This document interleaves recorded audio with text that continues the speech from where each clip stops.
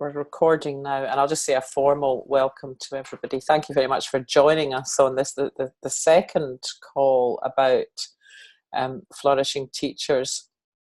My name's Christian McNeil. I'm a Three Principles or Inside Out facilitator based in Glasgow in Scotland, and I'm delighted to be hosting this again with my colleague and collaborator Sonia Grant, who lives about 20 miles from here, I think, Sonia. This is just an introductory session to a short programme that we're doing for teachers in Scotland and in obviously in the Glasgow area in particular, that starts on the 18th of January. And obviously it's been in the planning for some time, but a friend sent me a text earlier in the week saying that, telling me that Radio Scotland had been leading on the statistics about the levels of stress in the teaching profession at the present time, and saying that 75% of teachers were considering leaving the profession and feeling stressed and so on. And Sonia and I decided to do a further, we did an article for LinkedIn, and I think maybe some of you have seen that, and we'd already decided to do a further webinar due to some technical difficulties with our last one. So it is being recorded. And what we really wanted to do was to give those of you, especially if you're new to this, and I'd really like to welcome those who are new, because I see there are a number of you on the call, but kind of give you a flavour of what it is that the training is going to be about, what the programme is about, which is not a whole lot more things to do or practices to learn or anything of that nature. And as one of our colleagues sometimes says, it's a process of subtraction. It's an idea of taking things off your mind, and there's a very specific way that we try and encourage people to allow that to happen. So the training is usually very informal. I hope it will be enjoyable. We had a half-day introductory session on Saturday, and some of the participants who were there are on the call today. So no doubt, if I'm wrong about that, they can put me right. But the idea is that behind a lot of stress is a lot of invisible thinking, a lot of invisible ideas, beliefs, and so on that can begin to die down, dissolve away, the more that we know they're there, and that deeper resources can come through, that creativity, resourcefulness, resilience can come through, even in the most testing of situations. And I'm someone who's experienced periods of stress in my life. I had a couple of periods in my last job, which wasn't in fact teaching. I was a lawyer, although I have always had training roles throughout my legal career, and including some university teaching. But I did not know then, when I was going through those periods of stress, which I found quite overwhelming. I did not know that it was possible to have another response to the same circumstances. I felt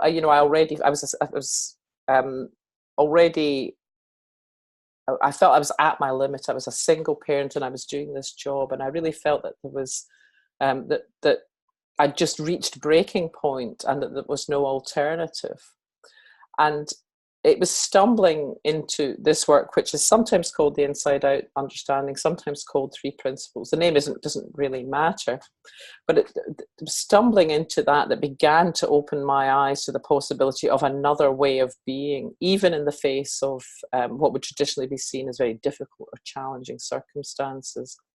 And I changed career after I discovered this work, and I've been helping others. I've been training others in this approach for some time. So Sonia will tell you a little bit about her background just shortly, but we've come together because we could see that teachers in particular seem to be at a real sort of crisis point, and that it seemed like an obvious place to offer this training. So this program that's starting next week, at the end of next week, is a pilot, and we hope that anyone participating in it will experience the same kind of really massive shift in quality of life that's been true both for me and I think for sure for Sonia. So what I'm going to do is just hand it over to Sonia so that she can give you a little background. And at any stage, if you have questions, please come in. If you have any comments, please come in. And once we've heard from Sonia, we'll specifically invite you to, just to share anything that you'd like to share, or give us any feedback, questions or comments. But with that, Sonia, over to you. Okay, Christian, thank you for that. I am very delighted to be here, and to see so many of you on the call is wonderful. My story is I always say it this way, I used to be a teacher, but I'm all right now. Is how I describe it, where I loved my job. I was a teacher for 28 years in a secondary school, or I did primary, I did secondary, I did special education, I did outdoor education. So I had been round pretty much all areas of education. And it was probably 2010 where I was a conscientious teacher. I knew I was a good teacher. I knew I was giving a lot of myself to the job, but I was burnt out. I was totally and utterly burnt out. I got to the point where I had lost my spark. I had lost, any sight of what I was really trying to do. It didn't feel like I was making a difference anymore, but I was working twice as hard. So pretty much from 2010 to 2012, I decided to start looking around to see how I could help myself. What was out there to help me overcome the stress and burnout that I had. And I did everything from go to the doctor to I went to see a counsellor. I did lots of different courses, really, to try and help myself, because I knew I was struggling. But nothing seemed to really help me. And so in 2012, I thought that there's something I can do better. And for me, that was starting my own business. And my business is called Mindset UK, and it's now been going for 6 years. Very successfully, I have to say. I'm going in schools and I'm working in businesses and working with individuals as a coach. So I'm now thriving, but I wish then that I know what I know now about how the mind works, how my thoughts create my experience or my feelings. And so now I'm in a completely different space. What's interesting, just coming to my mind just now, I'm about to go into school tomorrow with this understanding to work with young people. And it's a question I kind of asked each of you. If I was to say to you the words mental health, what words would you come up with? So just in your own head, think about what word you're coming up with when I say mental health. So I've asked this question to a lot of people, and I would say 80% of them say this. They say stress, anxiety, depression, worry, overwhelm. And it shocks me, because it's the model of mental health that we've been caught in, if you like, where we're conditioned to thinking about mental ill health, not mental health. And mental health is resilience and well-being and peace and love and compassion and empathy. So it's interesting, the model we have out there. And that's what I think this understanding is all about. It's not about mental ill health. It's about our wellness. It's our innate resilience and well-being that we are born with. And so it's much more of an education, much more of a preventative, proactive approach that says we are whole and complete. We just forget or get caught in the whole the whole experience of being a teacher, of the overwhelm, of the overwork, of the stress, the behaviour management. We get caught in all of that, and we get stressed by it, and then we try to fix our stress. For some of us it's wine, for some of us it's a walk in the park, for some of us it's going to the doctor, for some of us it's speaking to a partner. We try and fix the behaviour, and really what this is all about, and what I'm so keen to do is to share with others, with Christian, to that we are so much more than we think we are. And when we remember that, that's very empowering. And so, like I said, I'm really glad all of you are on this call tonight, and I'm hoping that many of us will join us in the pilot programme starting on the 18th of January. It would be lovely to see you there. I think that's all I've really got to say just now, Christian. Lovely. One thing that occurred to me from that, Sonia, is part of our hope, and we were talking about this with those of you who were on the call at the outset before we started recording, but part of our hope is that as people kind of grasp what we're talking about, that they also become able and often very motivated to share it with those around them, whether that's their pupils or the people in their lives.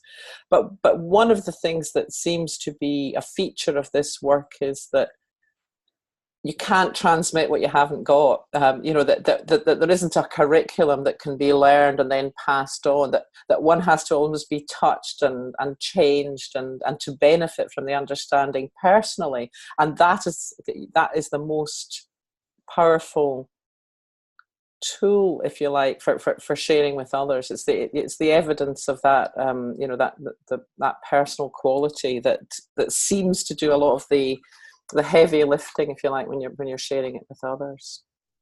So yeah, it would be lovely to hear from some of you, if you feel able to do, if you feel comfortable, just about, is there anything you'd like to ask today, or if you could get something even from this call today, is there something there that would help you in your situation, whatever that might be? And I know we also, I'm delighted that once again we have Kathy Marshall on the call. She's joining us from the States, and Kathy's a veteran of this work and has done it in an educational setting for many years. And she also has many resources, some of which we'll be sharing as the course goes on. And she's worked at different in all sorts of different educational situations. So. You have the benefit of decades of wisdom with us. So yeah, and if you want to come in, please just unmute yourself, or if you prefer, there's a raise hand function if you prefer to use that.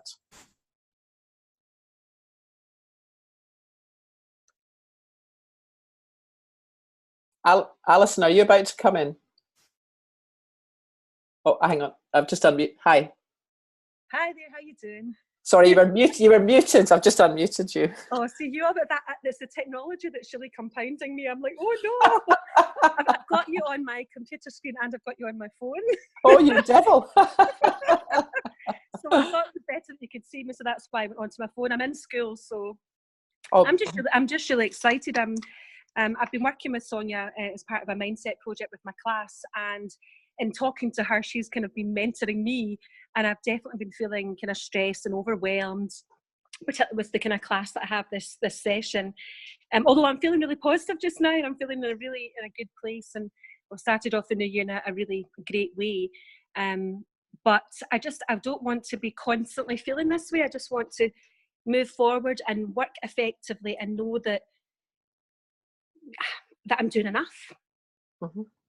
So I think, yeah, it's definitely, I think it was really interesting what Sonia was saying about mental health, because when I was thinking about it, I immediately thought, oh, overwhelmed, stress. It was all the kind of negative aspects. It did really make me think, because when I think about other people, and I'm always trying to help them and think about what I could do for their mental health, whether it's the children or friends or family, and yet we're not really kind to ourselves, but yet we give that to other people, you know. So it was quite an eye-opener just thinking about that. Yeah. It's interesting, isn't it? And that, you know, although the mental health is specifically talking about health, that we immediately go to the opposite. So that's it. And one of the things that really caught my attention early on when I came across this work was, I was a lawyer at that time, and although I was in a different role then, I had been a criminal lawyer for years, and there were outcomes that in introducing this work to communities in America that had been really, really failing communities essentially for many years, and introducing this work, relatively quickly turned those communities around. And I was absolutely astonished. I thought, why don't I know about this? The one which had it was a very small community, but it had a murder rate of something like 700 a year, that's more than 10 times Glasgow. And it was a tiny community compared. And they introduced this work, and 2 years later, that murder rate was down to 0. And I just thought, that's just extraordinary, because in that particular area, you know, a 2% or a 3% improvement is seen as, big headway. And what's been very interesting to me, and, what I've kind of kept an eye on, if you like, just for at a level that satisfies me, is that once people get a sense of their own resourcefulness, their own resilience, their own creativity, even in difficult situations, it seems to be a sustainable thing. It's not like, it feels great at the seminar and then you're back in the coal face, back at the chalk face, and it's horrendous. It seems to be a deeper and more long-lasting shift that happens. And it's, it's very exciting. I still find I'm very, very enthusiastic about this work. I love the change that happens to people, and it's a privilege to be part of that.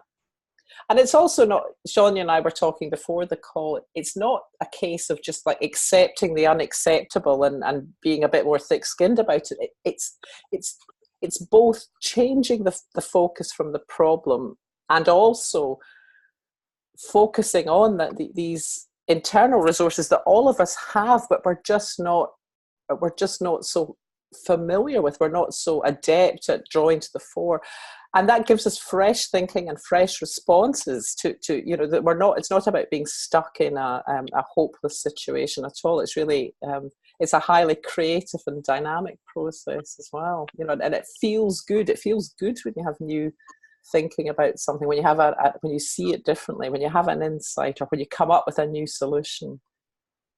So I loved what you shared, Alison, and I loved your enthusiasm. Thank you very much.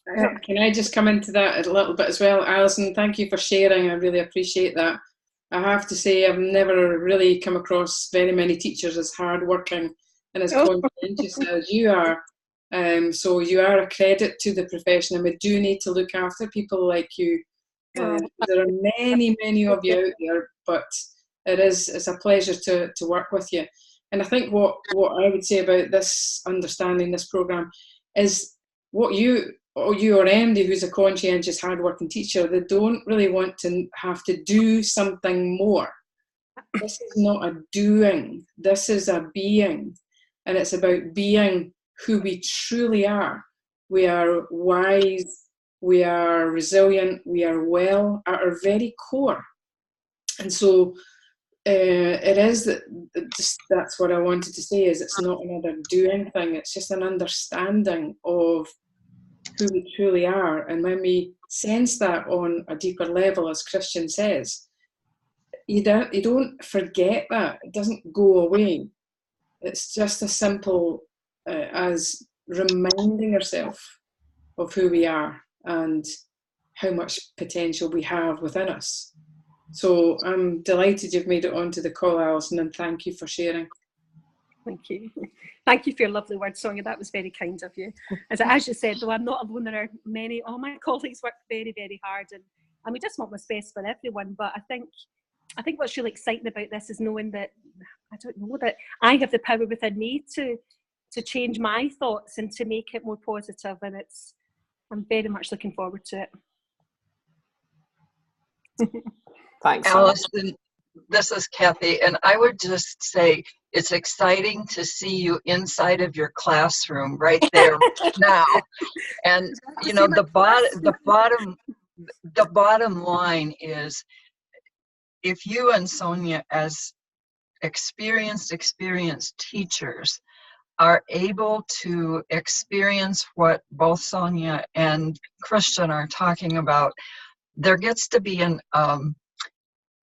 I'm going to say a contagion, so that your students pick up on that something is different. Nobody has words for it in the beginning. And then your colleagues start picking up on it. And the amazing thing is that the kids learn much faster than the adults do, but they can't learn this understanding if the teacher is not living it. So it's delightful to see you there. It's lovely to speak to you too. Oh, Erica. Thanks, Kathy. That's absolutely great. Jane, were you about to come in? I see you're unmuted. I don't know if that's intentional. Yeah. No, I just thought, oh, if we to be muted or would not to be muted, that was all. That's all. Anything else you'd like to say? No, I'm just all right. I won't put you on the spot further then. It's great to see you here. Thanks for joining. Thank you.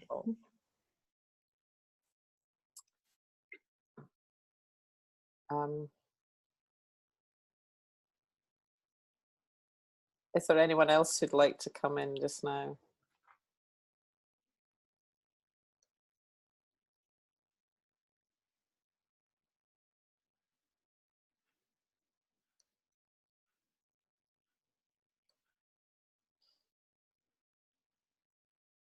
I'm just giving a moment in case anyone's shy. And if not, Sonia and I have got, I'm sure I've got plenty to say. Plenty to share, so it's not a problem, but it's nice if there's anybody else that wants to just give us a little sense of where you're at.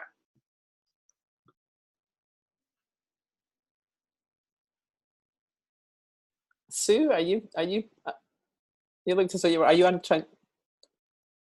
were you wanting to say something, Sue? Hi, yeah, I was just being a bit shy. Yeah, I guess I can share where I'm at the minute. I've been a teacher for 17 years, and I came out of teaching 2 years ago because I was so overwhelmed and stressed, and I felt that it was the job and I needed to move on and do something else. And I'd had a bit of a meltdown and I had some time off with stress and stuff like that. So I came out of teaching and I went and did some other things. I went into nursing, some like healthcare assistant work, stuff like that. And then I had another kind of meltdown, and at that point I thought that I was kind of broken. So it must be me. If it's not the job, then it's got to be me. There's something wrong with me. And in my time off at that point, I bumped into this understanding through Nicola Baird. I don't know if anybody knows Nicola Baird, through Nicola Baird. And I happened to listen to a podcast between Nick and Elsie Spittle.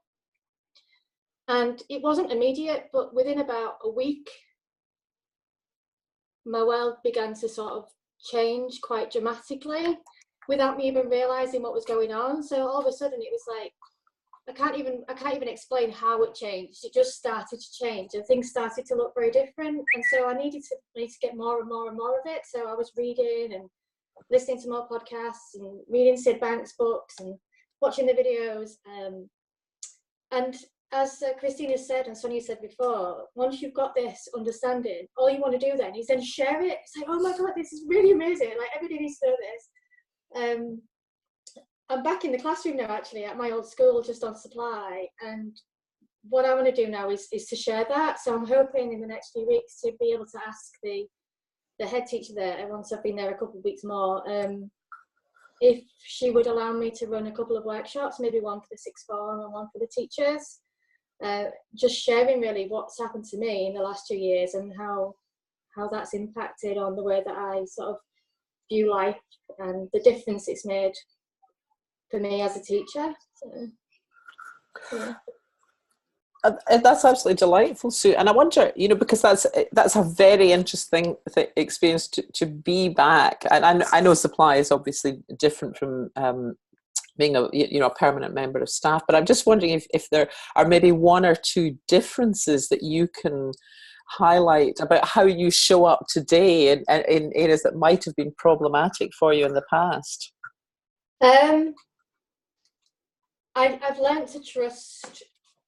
I've learned to use my feelings as a guide. So my feelings will, if I'm feeling a little bit stressed, I used to have to think about what was causing me that stress and look outside and try and change things. And I thought it was my home, my relationship, my job. If I'm feeling a little bit stressed, I've learned to understand that that's just an indication that I'm a little bit caught up in my thinking. So not to take it seriously. And it's also a sign to just step back and take things a little more slowly, and then it will just go on its own. And it does always go on its own. It's like it's self, it sorts itself out. I don't have to do anything. So that's the difference really, because I would always be, when I was in teaching before, I was always worrying about what I had to do before the next lesson. So it was all about planning and marking, and being at home wasn't restful, because the time I had at home, I was always worrying about what I had to do and if I'd done enough and things like that. Whereas that's just not even a thing. It just doesn't exist. It just doesn't exist now. So, yeah. I don't know if that makes any sense to anybody. No, that's lovely. Yeah, thank you. And you reminded me of a quality I had in my job as a lawyer of just never feeling quite good enough, and I think it's very common for many people in many roles of that kind of imposter syndrome. And I remember going to a talk when I was a newly qualified solicitor, and it was by a court practitioner, and he gave this talk, and it was about famous cases he had won, and he had a sort of punchline that every story ended with "wallop, not guilty."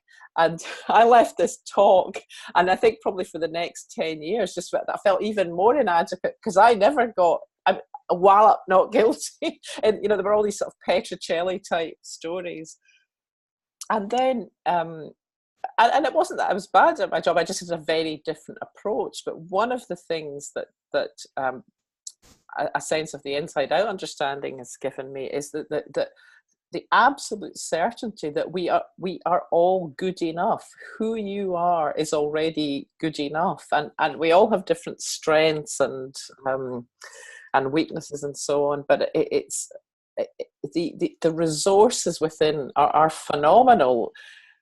But if you're caught up in a sense of feeling not quite good enough, or there's someone who can do this better or quicker or more elegantly, then you miss what's on offer. And it sounds very naive. It sounds like nothing, but the more we're kind of looking to that source of the unlimited resourcefulness and resilience, and even capacity for just joy and happiness and connection, then the more it comes to the fore. And I liked what you said about you couldn't really explain what the change was at first, but there was something different. And I think that's often the case. It becomes easier to articulate over time. But I think when people are touched by this, and I can kind of see it in Alison, even though I've never met you before, but there's something that people begin to light up from the inside, and people will say things like, "Have you had your hair done? Have you changed the hair color? Have you fallen in love?" Or that sort of stuff. I mean, that certainly happened to me, that people would make that they could tell that there was something different, but it was they couldn't necessarily put their finger on it. And that has been the same for quite a number of years now. And I don't mean, I go up and down like everybody else in life, but it's that the sort of default position, and this is what I see, it's not just unique to me, but the default position is one of a much more contented and joyful way of living. Christian, one of the things you just said is that you were changing and recognizing it, but not intending to make yourself change. something like that. And I think one of the things we can always count on is that the change is automatic and it happens in its own time in a way. But oftentimes other people see the change in us before we see it in ourselves. And that's where the power of all of this, is really coming from. So I think you just made a really important statement there. Yeah, lovely. Thanks for that reminder. And it's nice when you sort of find yourself maybe not reacting so, and not being so reactive to something that used to challenge you. It sort of takes you by surprise at the same time. That has been my experience on occasion, and it's also what I've heard other people describe, and indeed just what you're pointing to there, Kathy.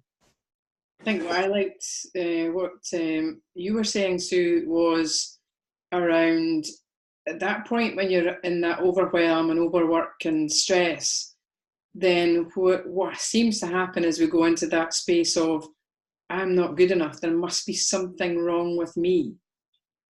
And that's almost like I've seen that in so many teachers. The other one that they go for is they take things so personally and get caught up in, and I'm not as good as somebody else, or they're better than I am, and that then perpetuates itself. So when you said, Sue, that one of the things you recognise now is that no matter what and no matter what's going on, that you are coming from a place that says, I am good enough and what I'm doing is good enough. And when that shift is made, and I recognise that in myself, that when that shift is made, that's when people will say to you, have you had your hair cut? Have you lost weight? Have you, what have you done to yourself that's different? Because you're coming from a different space. So that was really, really useful, you sharing that, Sue. Thank you. Thank you.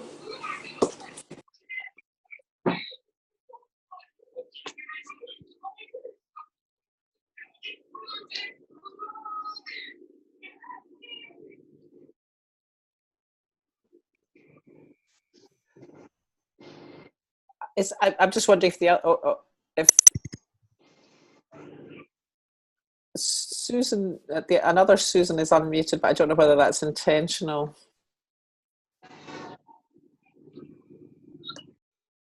Well, I'm sure if she wants to come in, then please feel free to do so.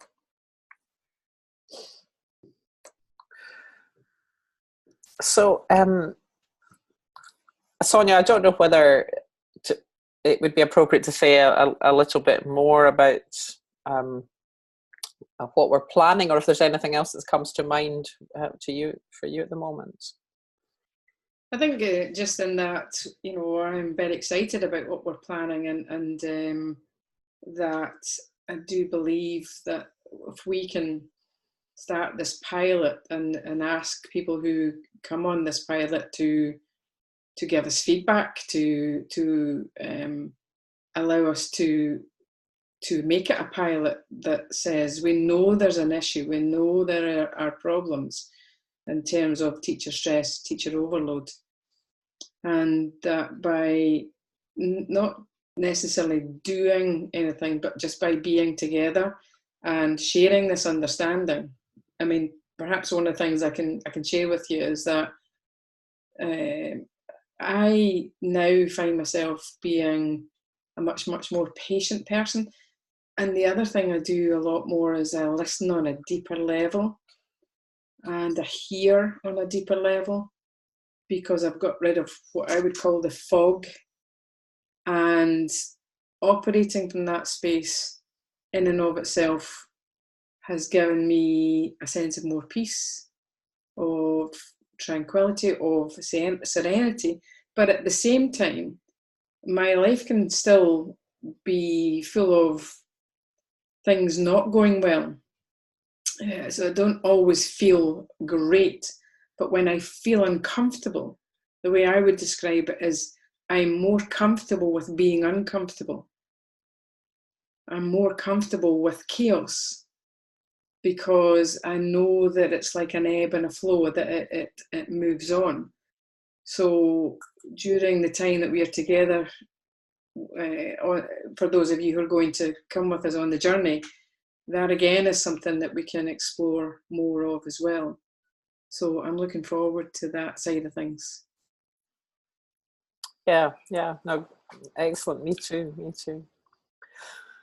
It also occurred to me to say that one of the reasons, because you can probably gather from what's been said even so far today, is that this work really has a application to anybody, really, because we're really talking about how human beings operate, how our reality is created, how our experience of life is being created, and how to kind of align ourselves with that in a more enjoyable way, and in a more with more ease and with less effort.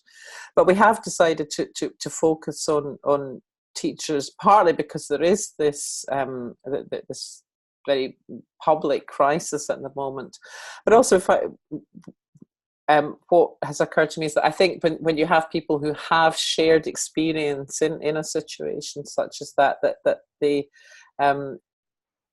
that can actually help the process. There's so much identification of similar issues, but also how different people cope differently with similar issues. That generating of solutions, generating new ways of seeing the issues, seeing the problems, can be very helpful. And and obviously, because of Sonia's past experience, it made sense to start with this, with this particular group. So I felt we had a little bit of that on Saturday, and it was energizing to see how people shared different but similar stories of what they're experiencing in schools at the present time. I think the point is that within the teaching profession, what we know isn't going to change anytime soon is the amount of work that we're asked to do. Isn't the overwhelm isn't going to go away, in the sense that there is always more to do. So it's about, I certainly would put it this way, that it's about, I now have a different relationship with that. I guess probably I always talk about it like putting my snow globe down when I get caught up in so much thinking about it, that overthinking, overanalyzing. I'm much better at understanding that that's what's happening, that I am overthinking, that I've got so much personal thought going on, and simply understanding that that's what's going on almost helps that dissipate much better. So essentially this program is about helping us it's not going to change the workload, it's not going to change the discipline problems in schools, but it's changing our relationship with that. And that's where it's empowering, because that's coming from the inside out. It's not the outside that needs to change to make me feel better. It's that from in here, I am understanding things differently, so the outside looks different. And I can deal with that in a much more effective way. So, yeah, that's certainly an understanding that for me has constantly, when I'm remembering that, when I'm feeling stressed or anxious or overwhelmed, that I'm essentially making it up in my thoughts. It's almost like it's an illusion that's happening. So yeah, I'm just excited to share this and see where it takes us all on this journey together. One thing I would just add, Sonia, when we think about where you're at this point, individuals who are in the school system who begin to share with you and learn a new way of experiencing life that is actually natural to them. I have seen situations where when one is at the beginning stage, it seems impossible that the system can change, but in truth, over time, the collection of people inside of a system, be it a classroom, a building, a full jurisdiction or district, that does shift. And sometimes it can be guided and prompted and aimed for from the beginning. And other times you can begin with individuals. But I think I want to just crack the door and say, as people take this first step that you're inviting them to take, in fact, I have seen that major change can happen inside of systems, but it always begins with this first step that you're offering. So I just cheer for you and wish you all well with this. Oh, that's lovely, Kathy. Yeah, thank you, and thank you for that. That reminder and that perspective. It also occurred to me, Sonia, that for me, the feeling of overwhelm when I'm in it, it seems to be the case that it's telling me something about my workload, and part of what goes with the deal is what I now know to be a false thought that the only way I'm going to get rid of this is to make some inroads into my to-do list. But actually, the whole thing is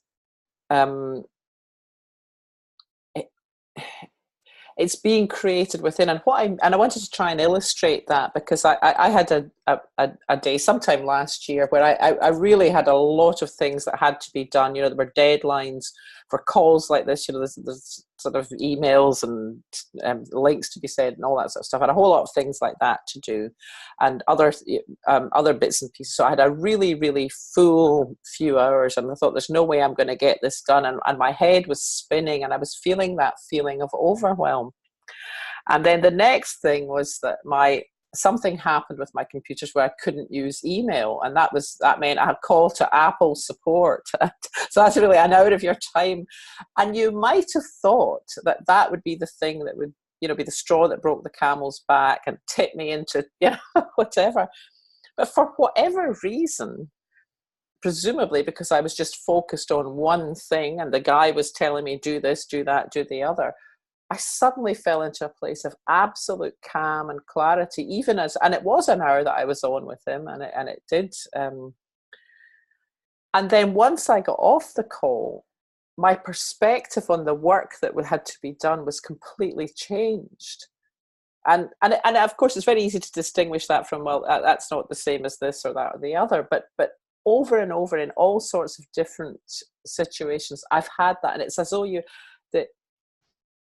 my view of the problem literally kind of morphs in my head and becomes much easier, and I see a way through that looked impossible to me before. So there is something almost magical. It's not magical. It's natural, but there is something quite quite transformative that occurs here. And it's not denial. It's not pretending that the workload isn't there, but it is a really, just being a very different sort of felt experience of the same to-do list. Which for me is lovely, and the hope is that these days, that the hope is always there, the awareness that I can come back to that place at any point. I can slip back into that resourceful state at any point. And not just me, but anybody who has this sense of how we work. I think the way that I see it now as well is, and somebody pointed me to this, that if it's when somebody was trying to share with me that I have this innate resilience and well-being, this resourcefulness that's within me all the time, it took me a wee while to believe that. But then somebody pointed me to thinking about gravity. You know, that gravity is around us all the time. Gravity never doesn't work. Gravity is never not there. So if I took this pen, I know 100% of the time that pen, if I drop it, will fall. It's not going to levitate in the air. So gravity is working around us all the time. And that helped me understand this innate resilience, this innate intelligence that's operating through me at all times. It's just that we get so caught up in our world that we are creating through our thoughts that we think we haven't got that resourcefulness. We think that we can't get to the end of our to-do list, or if we don't get to the end of the to-do list, that all hell is going to break loose.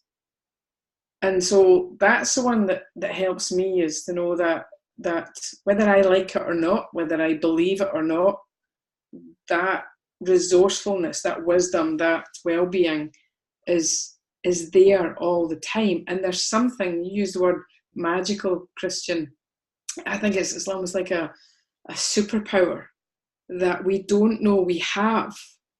And when we do begin to understand that that's our true nature, that in and of itself is enough. Now, it doesn't mean that we can suddenly flip the coin and go from that state of overwhelm to suddenly, wanting to become peaceful. But it's knowing that at some point, because of the way the system works, that overwhelm can dissipate. And that for me has been a huge transformation for me. I don't need to be fixed, is the way I look at it. I'm already whole. But it seems like I need to be fixed because of the amount of work I've got to do, or the overwhelm that I'm feeling. So. Yeah. That thing about being fixed, and when I was going through those periods of, stress and burnout, I thought it was kind of humility to accept that, clearly I'm the sort of person that's just prone to that. That's just common sense. And today, this has given me a very different perspective on that. And I see that even then, I wasn't broken. I mean, I might have been feeling dreadful, and I was feeling dreadful sometimes, but it was, I really see that it's like a car. If you have your car sitting on the road and not in gear with the accelerator to the floor, then the engine's screaming, but it doesn't mean the car's broken. And it was something like that was going on with me. I was just constantly worrying, and had lists in my head and comparisons, and all of this I was both aware of and not aware of. I didn't know there was an option. I didn't know how to allow it to die down. And this training has been the thing that has enabled that to happen. And I would say I have a very different experience of life today. One of our more senior colleagues in the field wrote a book called "Somebody Should Have Told Us," and I think there's that's a sentiment that a lot of people experience when they come across this work. If only I'd known 10 years earlier, 20 years earlier, or whatever. And yeah, I certainly get that.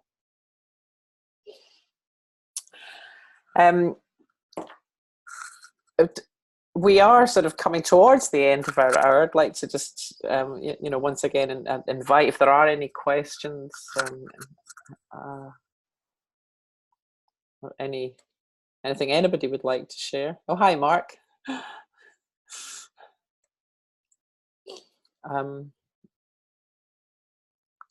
And if not here, you please do feel free to contact either of us, either through. However you got, you can email. You've all got an email from me, I think, and many of you have Sonia's email, or we're on Facebook. But if there is any interest in this or any other training that we might do in the future, please don't hesitate to contact us. We're very open to that, very approachable.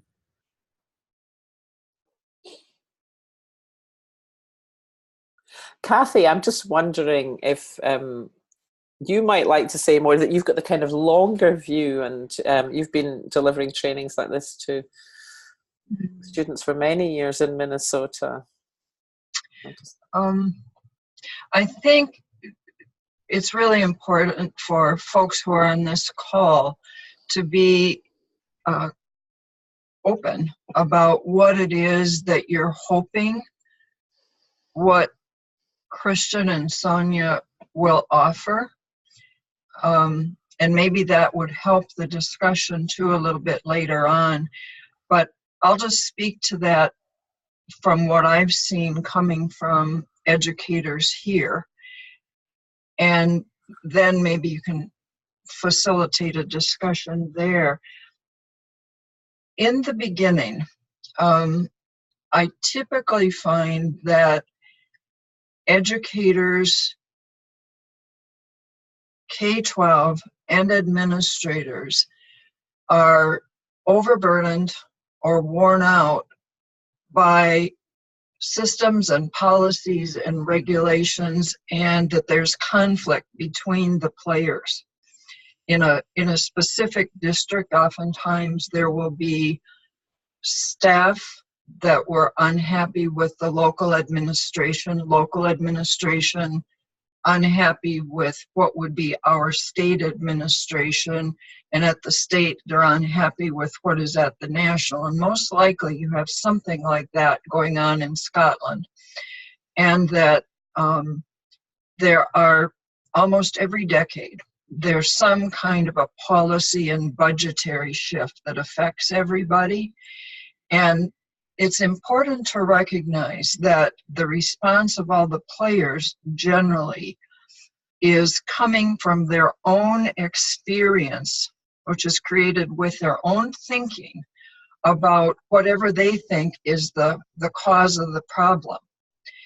And the more you can begin to have people understand that no matter what position they're in, the first place we begin is understanding how we operate, so that we realize we may be each individually creating a movie that is making a real mess in our school system.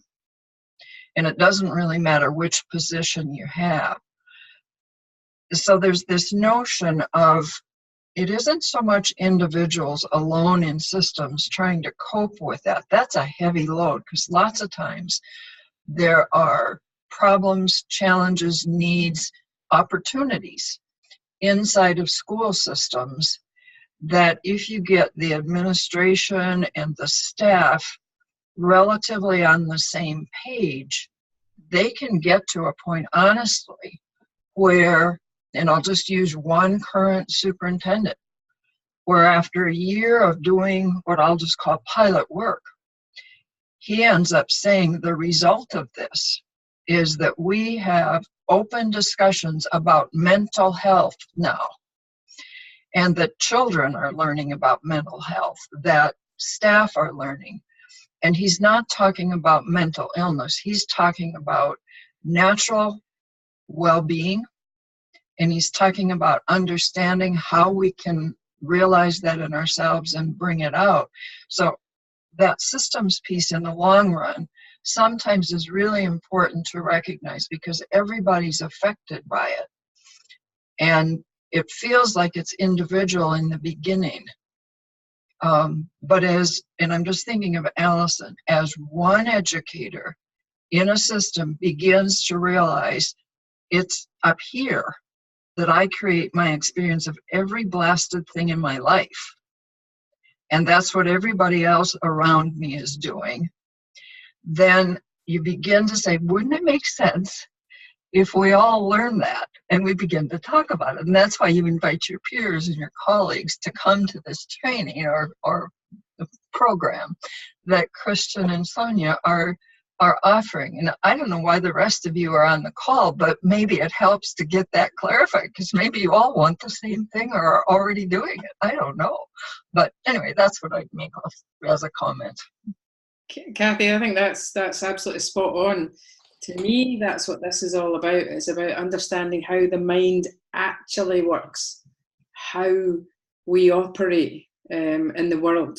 And when we have that understanding, then that's really what I'm excited about. And I know a few of you on the call this evening, and if you can get a little sense of that's wonderful. Christian and I, when we had a wee chat before, is that even though this is only an hour's call, we're hoping that it's almost like a little mini micro program that we're giving you just now to give you a sense of the potential of this understanding and the impact that it's had, certainly on myself, certainly on Christian. I know Marie on this call is the same, that the impact it's had over a short period of time is transformative. And I think you hit the nail on the head here, Kathy, by saying once we understand how the mind actually works, not how we think that it works, but how it actually works, that in and of itself is the key. So thanks for sharing that. Thanks, Sonia. I'm thinking we've probably just reached a point where we should leave it. We're just about out of time anyway. But as I say, both of us would be delighted to hear from you if any of you want to get in touch at any point. And right now, I'd really just like to say thank you so much for joining the call today. I really appreciate you taking times out of your very, very busy lives to join us. It's really nice to see you all.